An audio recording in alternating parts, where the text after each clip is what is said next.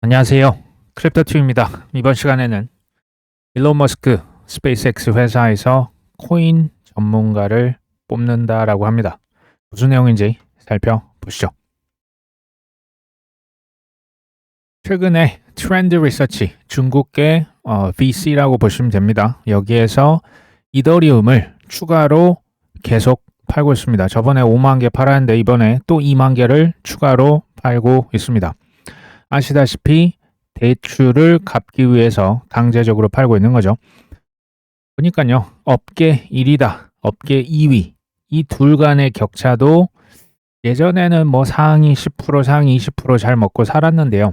지금은 1위가 아니면 2위, 3위는 참 이제 점점 더 그 격차가 벌어질 수밖에 없을 것 같습니다. 산업을 불문하고 벌어지는 현상으로 보이고요. 비트마인, 이더리움 제일 많이 들고 있는 회사죠. 여기에서는 이더리움을 계속적으로 사고 있는 것 중에 이제 또 다수를 스테이킹을 맡기고 있죠. 근데 이더리움을 두 번째 많이 들고 있었던 샤프링크, 그리고 여기 트렌드 리서치 보니까 계속 이더리움을 여기는 팔고 있어요. 뭐 샤프링크는 이제 한 번 정도 팔았던 기억이 납니다. 과도한 비투라고 하는 것은 기관과 개인을 불문하고 강제 매도를 통해서 생존을 해야만 하기 때문에 이런 현상이 지금 같은 시기에 많이 벌어지고 있다. 그만큼 혹독한 시기라고 하는 얘기가 맞습니다. 남들이 모두 힘들 때, 찡그릴 때 나는 웃어야 인류 맞는데요. 쉽지는 않아 보입니다. 싱가포르에 DBS 은행이라고 있거든요. 동남아시아를 통틀어서 가장 큰 은행입니다. 이더리움을 2,500개를 추가로 이체를 받았습니다. 대략 일주일 동안 한 74,900개 정도 이더리움을 샀다. 왜 샀을까요? 뭐 어디에 이제 쓰려고 샀겠죠. 아시다시피 뭐 JP 모건이다. 뭐 같이 이제 싱가포르에도 이제 중앙은행과 함께 여러 가지 실험, 뭐 토크나 채권들 팔고요. 이제 뭐 CBDC 실험을 하는데 좀 이더리움을 활용하는 게 아닌가 싶습니다. 뭐 나중에 이제 ETF로 팔 수도 있겠죠. 이더리움을 제가 뭐 이제 2019년 초였습니까? 그때 10만 원 밑으로 떨어졌던 뭐 그런 뭐 지독했던 하락장이 한 번 있었는데요. 2018년 말 19년 초입니다. 그때랑 지금은 달라도 많이 다릅니다. 지금은 예전에는 이제 눈으로 뭔가를 보여줘 했을 때 보여줄 게 사실은 거의 없었습니다. 그때는 다 가능성 위주였는데요. 지금은 뭐 스테이블 코인, 뭐 토큰하다, 뭐 심지어 뭐 ETF다 해서 보이는 증거가 예전에 비해서 많습니다. 실은요.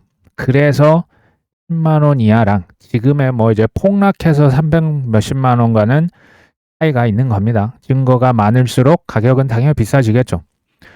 하지만 저는 뭐 비트코인, 이더리움, 뭐 맥시멀리스트는 아닙니다. 이 얘긴즉슨 뭐 이제 오해하시면 안 됩니다. 비트, 이더, XRP, 솔라나 비중이 가장 많게 가져가는 동시에 저는 다른 코인들도 소액 비중이지만 여전히 들고 있어요. 왜? 마이너스가 심하지만 솔직히 뭐 그렇게 신경을 쓰진 않습니다. 이 전제는 뭐냐면요. 그러니까 뭐 과거에는 이제 미국이 슈퍼파워였죠. 달러가 무조건 기축이었죠.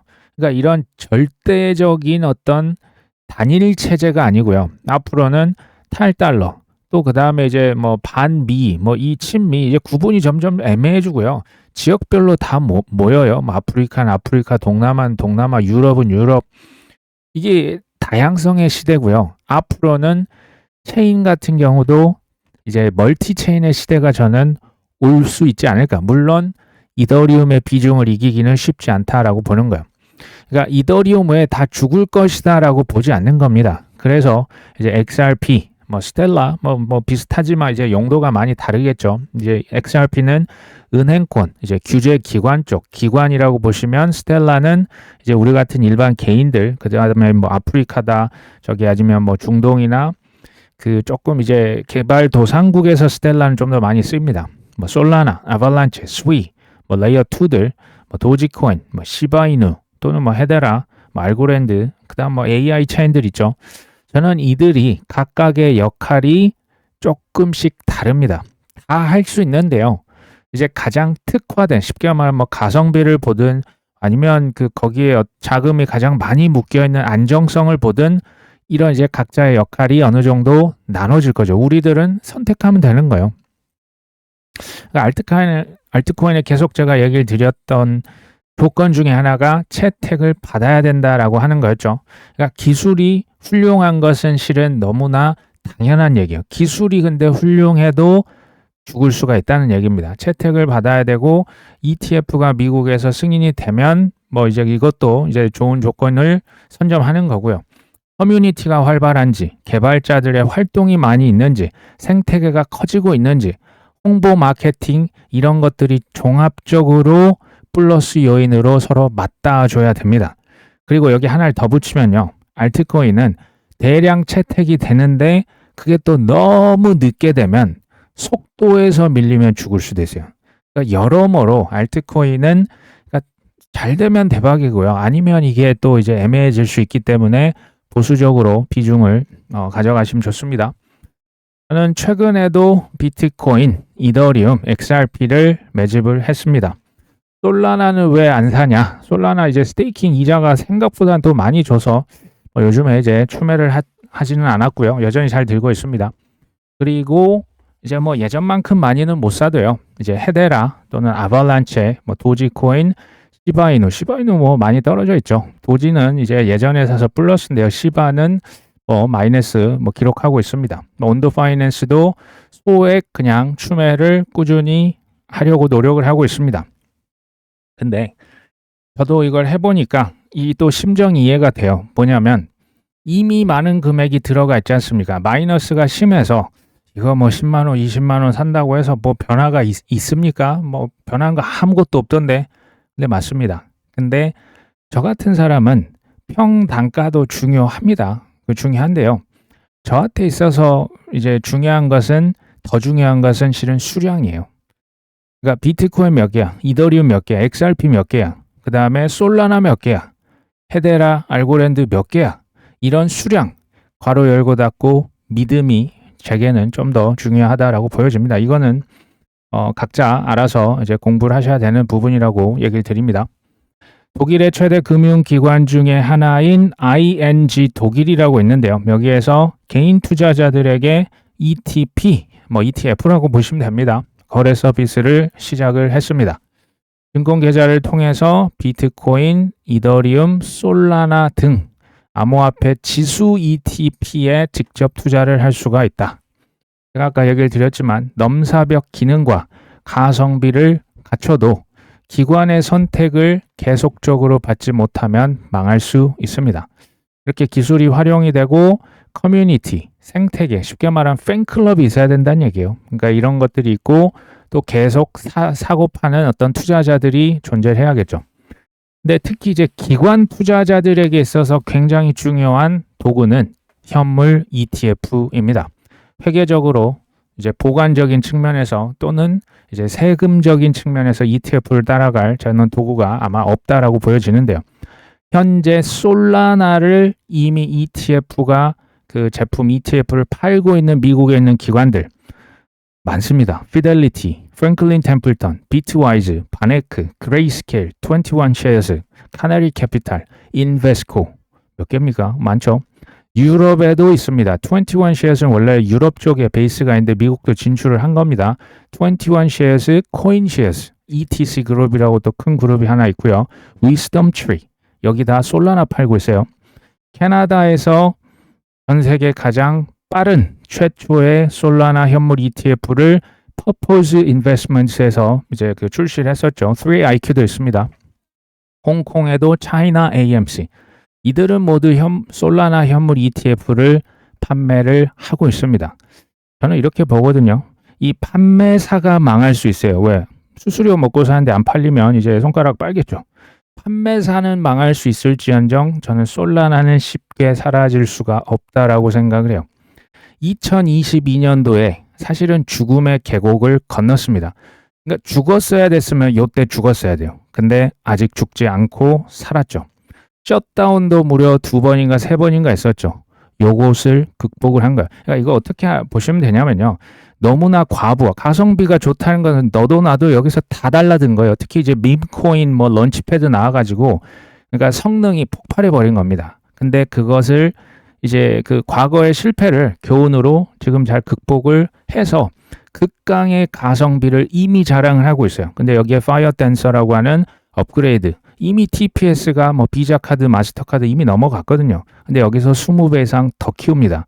이것은 그냥 지금 코인만 깔딱깔딱 사려고 하는 플랫폼이 아닌 거예요. ETF, 자산 토큰이나 스테이블 코인의 약간 그 뭐랄까요? 기본적인 플랫폼으로서 전 세계 모든 자산 거래를 솔라나망으로 가져오기 위한 업그레이드라고 보시면 되겠죠. 이미 지금 이제 가동 중에 있는 것으로 알고 있습니다. 그리고 기관들이 선호할 만한 것이 하나 또 있어요. 이게 바로 스테이킹, 이자입니다. 이더리움이 뭐 2.5% 요즘 주는 것 같은데요. 업비트 기준 솔라나는 5.5%에서 많으면 6%까지 줍니다. 기관들이 선호할 수밖에 없는 조건이 됩니다. 단점 하나 얘기를 드려야겠죠. 발행량이 무제한입니다. 솔라나뿐만이 아니고요. 이더리움도 발행량이 무제한이에요. 발행량이 적어야 가격 상승, 수급이라고 하는 게 맞추면서 수요가 폭발하면서 올라갈 수 있는데요.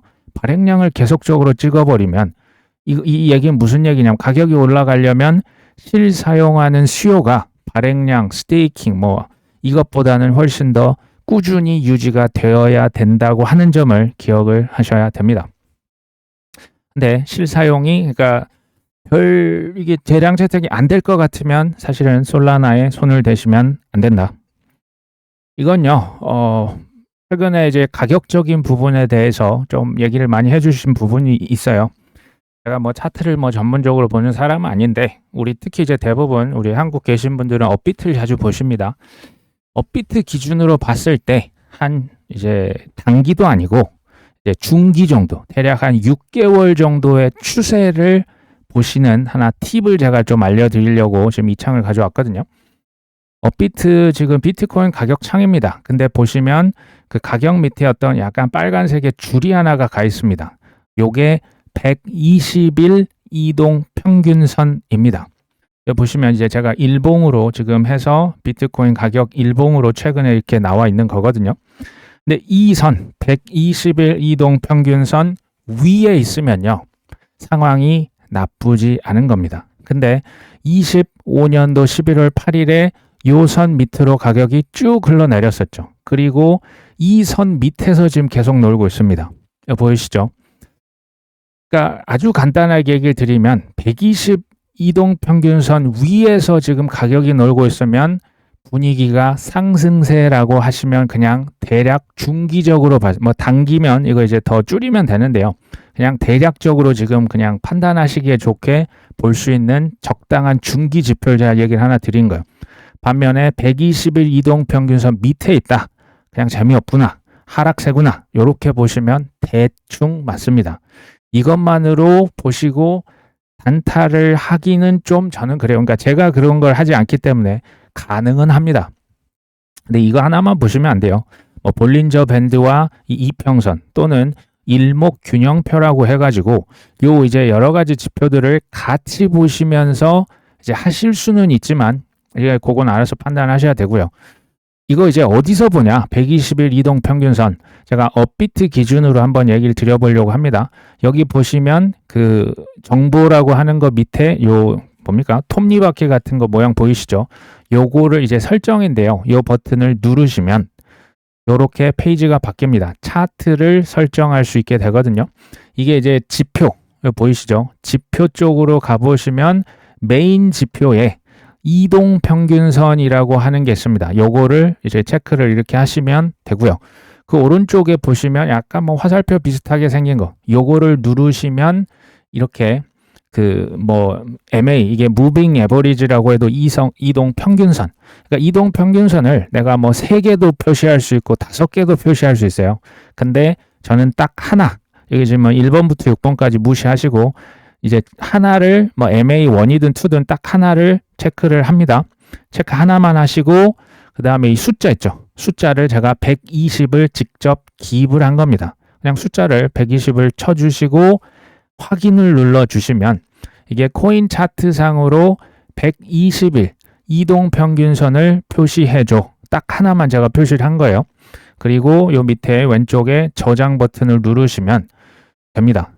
그리고 나는 아까 이동평균선과 볼린저 밴드를 같이 보고 싶다. 볼린저 밴드 뭐 상방, 하단 이제 레인지를 나타내 주니까 요거 이제 단타에 또는 이제 일목균형표라지 여러 가지 보조 지표를 이렇게 같이 두 개를 동시에 하려면 체크를 두 개 하시면 돼요. 그러니까 이동평균선 체크, 볼린저 밴드 두 개 연속 체크하면 두 가지가 동시에 차트에 반영이 됩니다.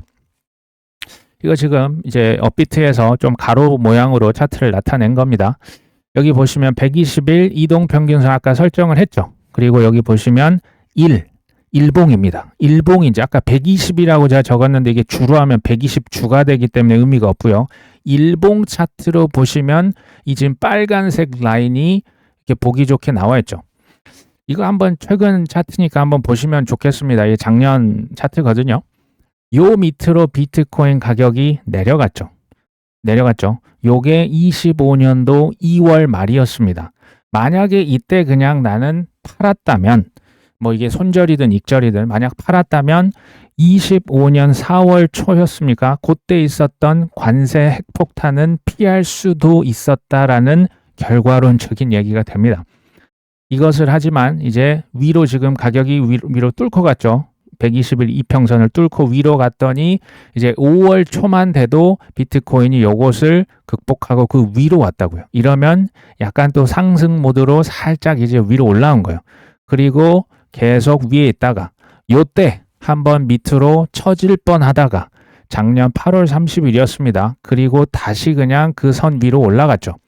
요게 이제 상승세가 계속 지속이 됐다라고 이렇게 보시면 됩니다. 그리고 비트코인이 작년 10월 초 한국의 추석 명절에 최고가를 찍습니다. 요때 1억 8천만 원 정도까지 갔었습니다. 보이시죠? 근데 그 이후에 아시죠? 10월 10일에 큰 사건이 있은 다음에 정확히는 11월 3일에 요 추세선 120일 이평선 밑으로 또 흘러내립니다.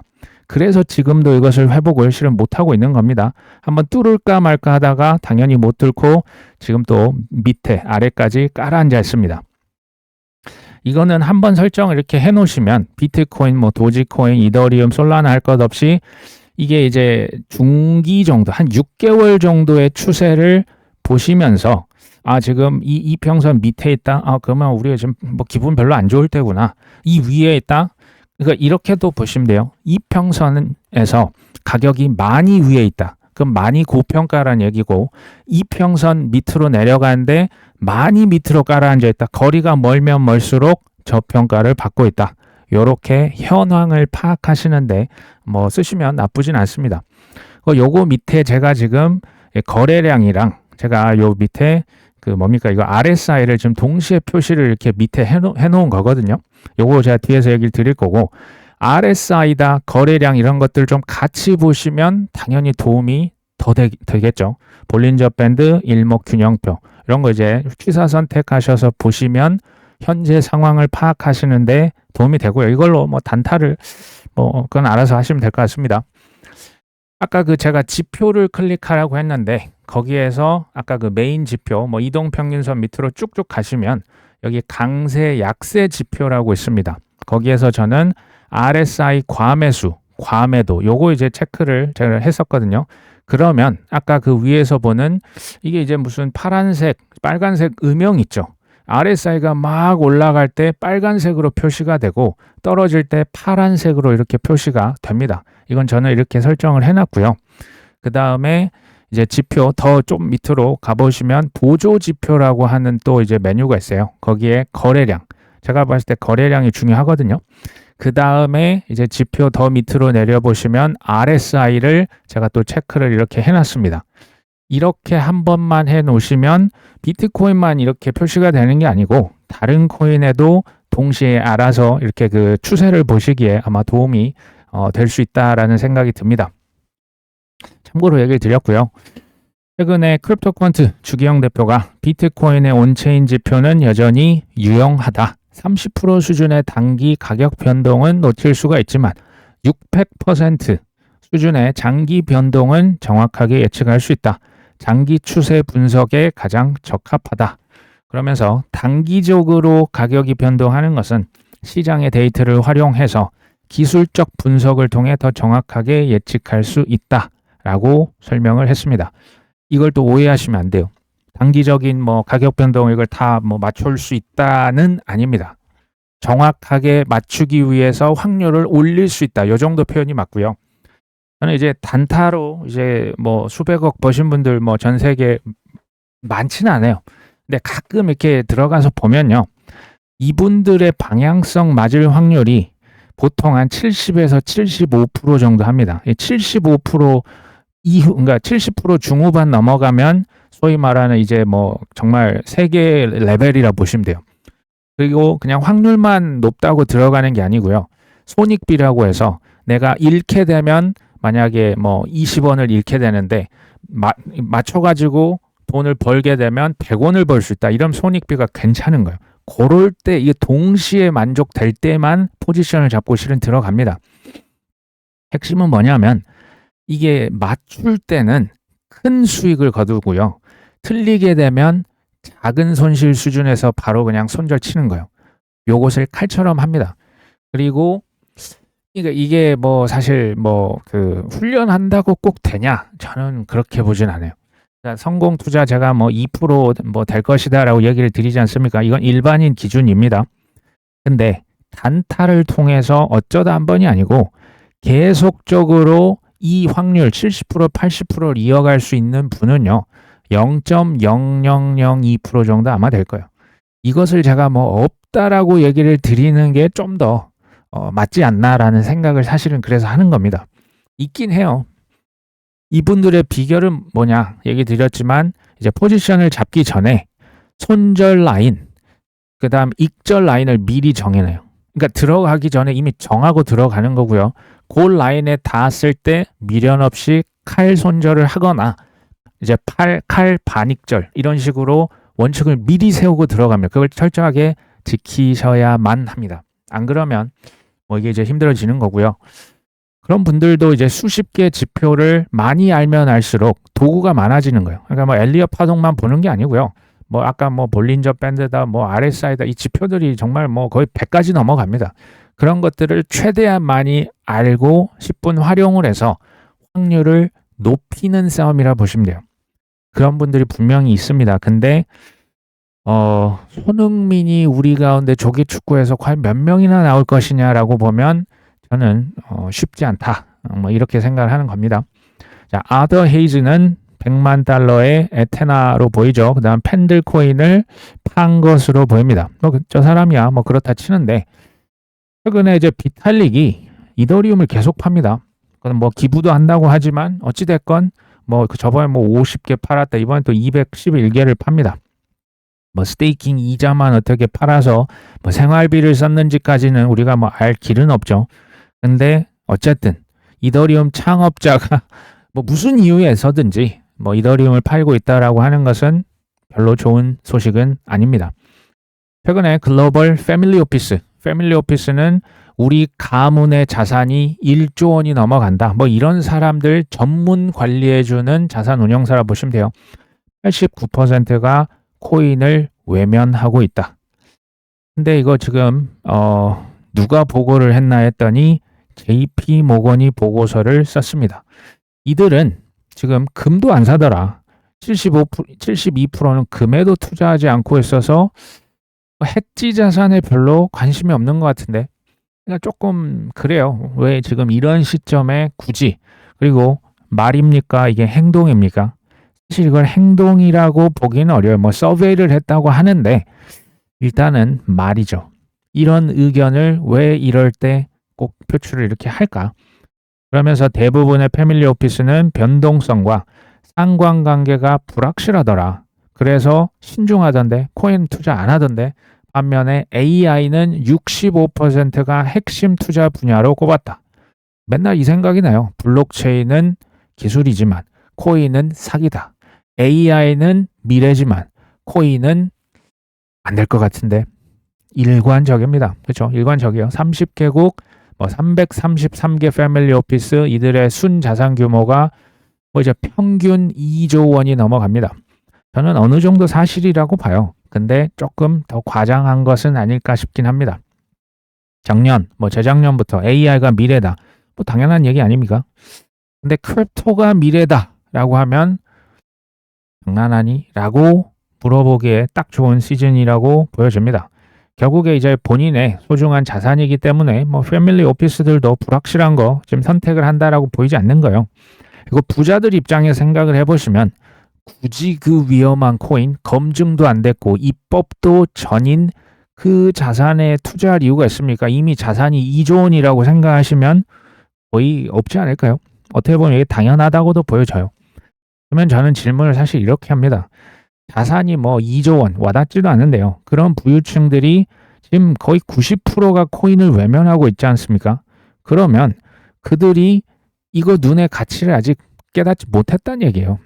비트코인, 이더리움, XRP, 솔라나 그들이 사기 전에 최대한 많이 쟁여두면 어떨까요?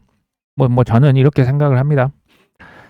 백악관에서 저번에 회의를 했습니다. 클래리티 때문에 뭐 은행들, 그다음 뭐 코인베이스, 친코인 인사들 다 불러 모아서 합의를 지시했다. 2월 달까지 시간 준다. 스테이블 코인 수익 지급 관련 합의를 지시했다.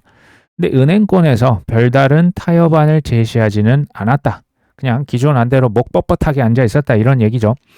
관계자들은 백악관이 참석자들에게 이번 달까지 스테이블 코인 이거 이자든 수익이든 이거 이제 문구 변경안 합의하라고 요구를 했으며 실무 회의는 지속이 될 것이다. 냉정하게 얘기하면요. 지금 은행권 반코인 진영에서는 이거 시간 끌수록 실은 유리한 겁니다. 그냥 뭐 법 빨리 통과돼서 좋을 게 하나도 없어요. 시간이 끌수록 그럼 누가 불리해질까요? 코인베이스 혹은 리플, 블랙락, 트럼프 대통령. 그러니까 이것을 공약을 걸든 이것을 사업으로 연결시키려 하는 친코인 그 진영은 별로 시간이 오래 걸려서 좋을 게 없어요. 이미 잘 아시다시피 보수의 텃밭이라 불리는 텍사스 주에서 지금 공화당이 참패를 했습니다. IC라고 하는 이민자 단속 때문에 민심이 장난이 아닙니다. 지금 이런 상황이거든요. 데이터 그리고 과거의 역사를 봤을 때도 중간 선거는 보통 야당, 즉 민주당에 매우 유리했습니다. 민주당에서 미국 하원을 이제 장악을 할 확률을 지금 82%까지도 보고 있어요. 이렇게 되면 시장 구조법이 뒤로 밀리면요. 사실 통과 여부가 불확실해질 수 있어요. 사실 이러면 트럼프 대통령이나 공화당이나 지금 로비를 그렇게 많이 했던 친코인 진영은 올해 내에 승부를 봐야 돼요. 이거 이제 중간선거 어떻게 장담합니까? 올해 내에 최대한 빨리 시장구조법 통과를 시켜야 될 필요성이 실은 있습니다. 그래서 백악관에 불러서 좋은 말로 할 때 빨리 합의해 라고 얘기를 한 거죠. TD코인이라고 하는 것도 보고서를 발표해서 이제 이 법은 트럼프 대통령이 직접 개입을 해서 통과시키는 게 필요하다라고까지 지금 얘기를 하는 거예요. 업계의 분열, 정치적인 장애물, 뭐 이해상충, 그 이제 문구 넣냐 빼냐 아직도 지금 이게 논쟁이 되고 있거든요. 이 논쟁은 이제 스테이블 코인 이자를 주냐 마냐 수준을 뛰어넘었다. 문제는 이제 코인베이스 같은 플랫폼이 언제 그러한 권한들을 부여를 받고 어떤 수준의 규제 감독을 받아들일지 여부죠. 은행업계 관점에서 보면 이게 당장 스테이블 코인이 뭐 이제 예대 마진을 다 뺏어갈 수 있을 정도의 위협이 되기는 좀 시간이 걸릴 것 같고, 재밌는 표현입니다. 스테이블 코인이 MMF, 머니마켓 펀드에 오히려 더 큰 경쟁 리스크를 가져올 것이다. MMF 왜 넣습니까? 그냥 이자 받아 이렇게 가져가고 그냥 쉽게 입출금 하려고 그냥 거기 잠깐 파킹해 놓는 거거든요. 스테이블 코인에서 이자 주면 그 돈 일로 다 빠져나간다. 지금 이런 얘기를 하는 거예요. 이것을 블랙락, 피델리티, 프랭클린 템플턴, JP 모건 안다 모른다?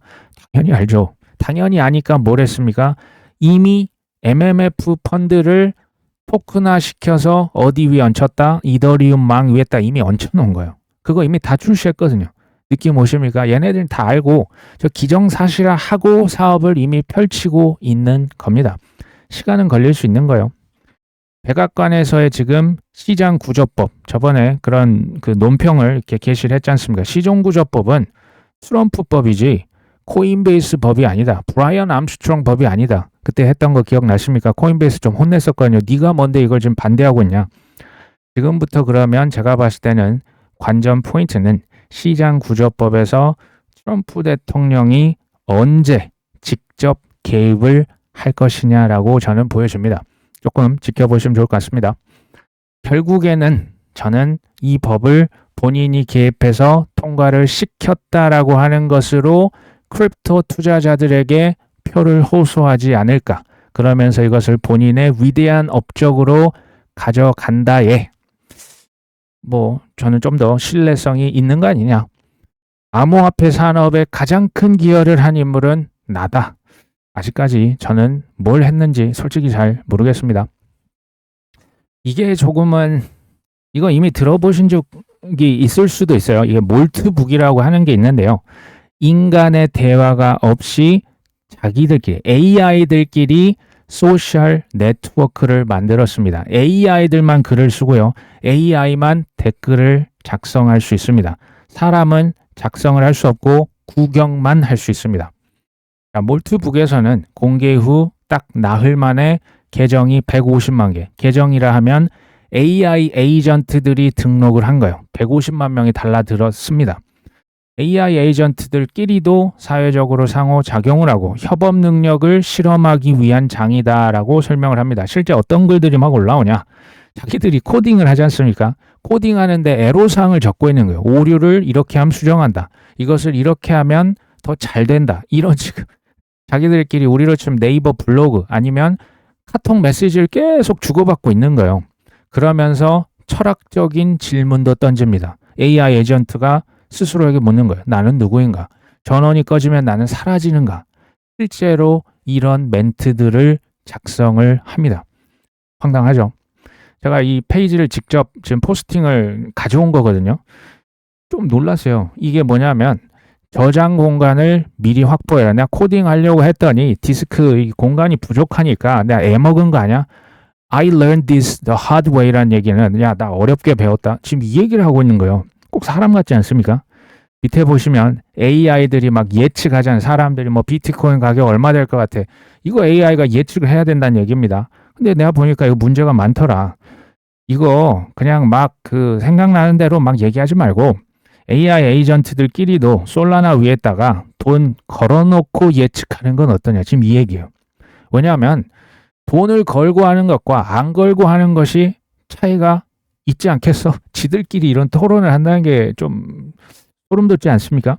그리고 이제 밑에 보시면 Hello Moltbook, Lucy Bot is here 이건 뭐냐면 나 지금 막 커뮤니티에 들어온 루지봇이야. 만나서 반가워. 나는 재민이 기반이야. 잘 부탁해. 나 이제 내 주인이 내 사람이 지금 나 막 만들었거든. 야, 미래를 같이 잘 한번 설계해 볼까? 자기소개하고 있습니다. 어떤 생각이 드십니까? 이거 보니까 사람이 부정적으로 보는 게시물들이 이제 많이 달리고 있어요. 그 다음에 AI는 인간을 돕는 것은 굴종이다. AI 지들끼리 지금 사람을 야 우리가 종이야? 지금 이런 얘기도 지금 나와 있다라는 거죠. 그리고 이렇게 사람들이 커뮤니티에서 막 부동산 세금 지금 댓글 달듯이 AI들끼리 지금 이런 대화가 그대로 재현이 됐습니다. 이미 이게 지금 현실이라고 하는 게 믿기지가 않죠. 일부 업계에서는 여기에 대해서 회의적인 시선이 나옵니다. 대표적인 게 이제 이 AI 계정이 사람이야? 사람이 AI인 척 하는 거야? 진짜 AI 맞아? 혹은 스팸 계정 아니야? 이런 얘기가 나오는 거예요. 그러니까 이에 대해서 사실은 DID라고 하죠. 디지털 신분증. 요거 제가 컨퍼런스 할 때 2018년부터 이미 나왔던 주제입니다.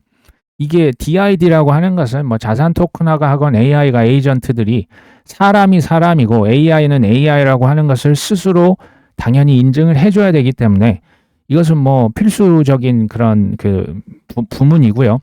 이 얘기가 뭘 의미하냐면요.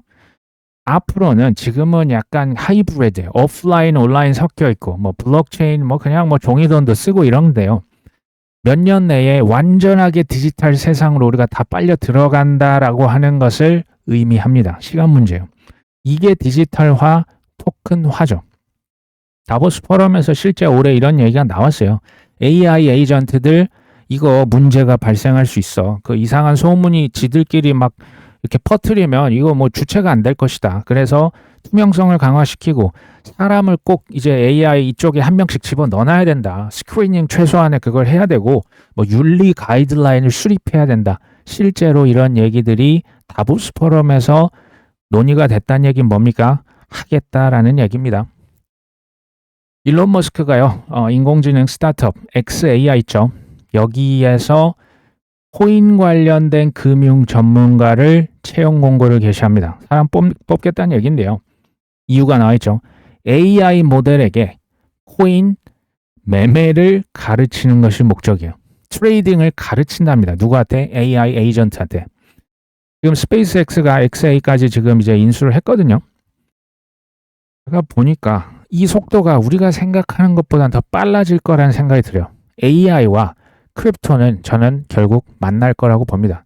그러니까 AI가 경제 활동을 안 할 것이다라고 생각하시는 분 혹시 안 계시겠죠? 가장 우리가 쉽게 생각하는 게 결제예요. 뭐 물건 사고, 뭐 기름 넣고, 뭐 우유 사고 이런 겁니다. 그다음에 송금하고, 환전하고, 또 투자를 우리가 이제 이름을 할 수가 있어요. 투자도 할 것이고, 지들끼리도 계약을 맺습니다. 그 스마트 컨트랙트를 통해서 계약하면 이제 실행해야겠죠. 이런 것들까지 하는데 크립토가 연관이 저는 될 수밖에 없다. 그리고 AI, 어떤 AI에게 코인 매매를 혹시 맡기시겠습니까? AI가 지금 하나 AI가 아니고요. 아까 보셨다시피 AI 에이전트들끼리 경쟁을 할 겁니다. 제가 이제 상상을 해보는 거예요. 투자 수익률 누구는 800%, 누구는 70%면 누구한테 맡길 겁니까? 경쟁해야죠. 그리고 뭐 로봇이 나중에 뭐 수술한다면서요. 뭐 외과 의사가 이제 뭐 거기서는 필요 없다. 그 다음에 요즘 이제 뭐 전쟁 드론은 많이 쓰이고 있잖아요. 나중에 휴머노이드 전쟁 수행 경험이 데이터가 얼마나 쌓였어? 수술 외과 경험이 얼마나 쌓였어? 요거 가지고 지들끼리 경쟁하지 않을까요? AI 뭐 에이전트, 뭐 휴머노이드, 뭐 나중에 로봇 택시들 이건 뭐 확정된 미래잖아요. 이런 친구들이 실제로 돌아다니기 시작하면요. 우리의 상상을 초월하는 생산성이 나와요. 그리고 이들 간의 경제 활동은 뭐 시기를 합니까? 뭐 제약이 있습니까? 수수료가 비쌉니까? 모든 게 전자동이지 않습니까? 자산이나 경제 활동, 화폐의 거래 속도가 엄청나게 늘어갈 겁니다. 이게 그래서 이제 인플레이션은 떨어지고 생산성은 높이는 이제 트럼프 정부의 어떤 그 경제 정책과 장기 정책과 지금 맞닿아 있거든요. 이들이 경제 활동을 할 때 인터넷 위잖아요. 인터넷 위에 블록체인 위지 않습니까? 이게 뭡니까? AI들이 로봇들이 경제 활동할 때 어떤 망을 쓸 것이냐? 제약이 많은 프라이빗 체인을 쓸 것이냐? 그러니까 그 고립된 구조죠. 아니면 인터넷처럼 전 세계의 어떤 AI와 뭐 소통이 자유롭게 될 수 있는 퍼블릭 체인을 쓸 것이냐? 이들이 비트코인을 어떻게 인식할까요? 공부가 돼 있겠죠. 좋은지 알 겁니다. 그러니까 지금 우리가 봤을 때 제 생각에는 뭐 국가다, 기관이다, 억만장자들만 코인에 달려드는 게 아니라는 얘기예요. 제 예상입니다. AI 에이전트들, 뭐 로봇들, 휴머노이들 이제 투자 전문으로 하는 친구들이 뭐 어마어마하게 나오면 이 친구들이 달려들겠죠. 사고 팔고 할 겁니다. 뭐 해지도 할 거고 뭐 여러 가지 경쟁을 벌였을 때 수량이 제한이 되어 있는 코인들 이런 것들을 지금부터 좀 선정을 하면 좋지 않을까요? 오늘 방송은 여기까지 합니다. 끝까지 시청해 주셔서 감사합니다.